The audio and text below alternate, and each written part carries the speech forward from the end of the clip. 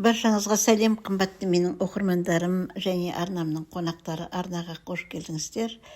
Мен бүгін әдеттегідей өзімнің кезекті бейнемді түсіріп жатырмын. Енді өнерді үйренде жирен дейді. Осындай бір піскен бауырдан осындай бір торт пісірдім. Егер қызықтырса, менімен бірге болыңыздар. Ол үшін мен осы 400 грамм бауыры, піскен күйіндегі салмағы 400 грамм. Соны пісіріп алдым. 1-2 жұмыртқа, 150 грамм сыр, 1 сәбіз алдым және көк шөптер алдым. Енді бұл рецепті мен енді өзім жанымнан шығарған жоқпын. Әрине әлеуметтік желіден көрдім. Қазір жастар деген керемет тамақтың неше түрін жасап жатады ғой. Соны қарап, солардың пайдаға асатын жасай аламын-ау дейтін өзіме сенімді болатын рецепттерін алып, осылай жасап тұрам. Ол үшін бауырды осындай ірі-ірі қылып турап алады екен. Мен де осы турап алып жатырмын, жақсылап тұрып өзімше.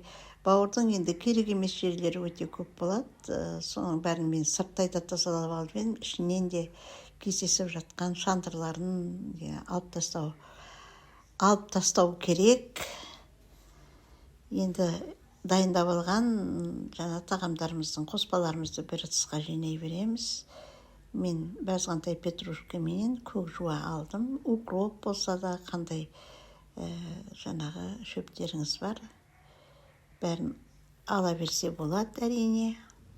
Құрметті менің оқырмандарым, егер сіз менің арнама тіркелмесеңіз, арнаға тіркеліп алсаңыз деген өтінішім бар. Піскен жұмыртқа алады екен. 1-2 піскен жұмыртқа алдым. Бәрінде ірі қылып турап алдым. Және піскен сәбіз алу керек екен. Мен сәбізді шикілей алып, жаңағы өткізіп алып жатырмын. Одан айырмашылық жоқ деп есептеймін. Жарты сағаттан артық 40 минуттай пісірдім. Сонда ол етақта піседі. Міне, сәбізімізді де өткізіп алдық. Енді сырымызды аламыз, өткіземіз оны да үккіштің ірі көзінен. Былай қарағанда ешқандай қиындығы жоқ. Өте пайдалы тағам болып шықты.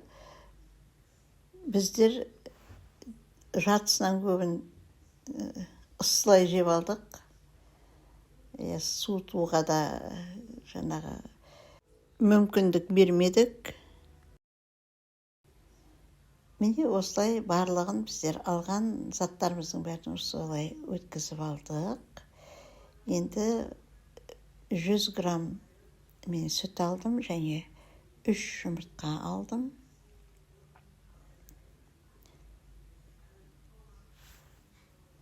Содан кейін өздеріңізде бар дәмдеуіштерді ала берсеңіздер болады. Мен қара бұрыш алдым.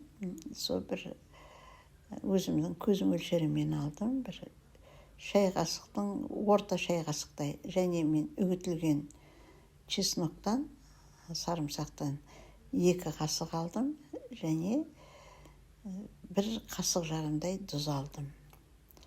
Және 1-2 қасық өсімдік майын қосып жібердім. Өйткені менің бауырымда майсыз, сосын әрі тағамға май керек қой деп ойлап, сол майды қосып жіберіп жатырмын. Енді қазір жаңағы қоспаларымыздың бәрін ең бірінші жақсылап араластырып алайық.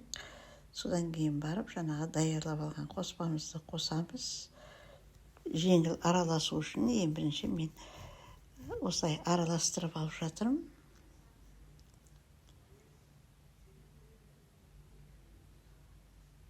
Енді жаңа жұмыртқамызды, сүтімізді, сырымызды бәрін жақсылап теңдей араластырып алуға тырысып жатырмын. Енді менде осындай формам бар. Соған пергамент жаңағы қағазын төсеп, жаңағы қауіпсіздік үшін өсімдік майымен майлап алып жатырмын.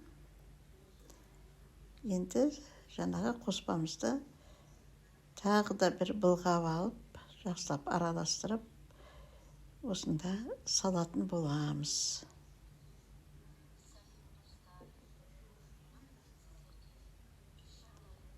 Содан кейін жан-жағына тегістеп, біркелкі қылып жайып, вилканың көмегімен жасап жатырмын мен. Кішкене басып, тегістеп алып жатырмын, тегіс болып шығу үшін.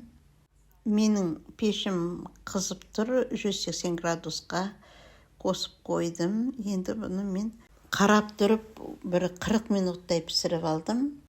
Енді әр қайсыңыздың үйіңізде де соғымның уақыты, бауыр деген толып тұрған шығар. Осылай үйлестіріп алсаңыз, дастарханыңыздан бір уақыт жоқ болып кетеді екен. Өте жақсы, керемет тағам. Міне менің тамағым пісті. Өзімнің жаңағы формама байланысты осы бір ыдысымды алдым. Енді осыны қазір төңкеріп түсіріп алатын боламыз. Міне осындай болып шықты. Керемет жақсы болып шықты. Енді бұны ысылай турауға болмайды екен. Суығаннан кейін барып әдемі туралады екен. Мен ысылай турайым деп кішкене формасын бұзып алдым. Суығаннан кейін кәдімгідей қатып жақсы болады екен. Міне мен осымен өзімнің бейнемді аяқтаймын. Қымбатты менің оқырмандарым, егер ұнаса лайк басыңыздар, пікір қалдырыңыздар, достарыңызбен бөлісіңіздер. Келесі кездескенше қош, сау болыңыздар.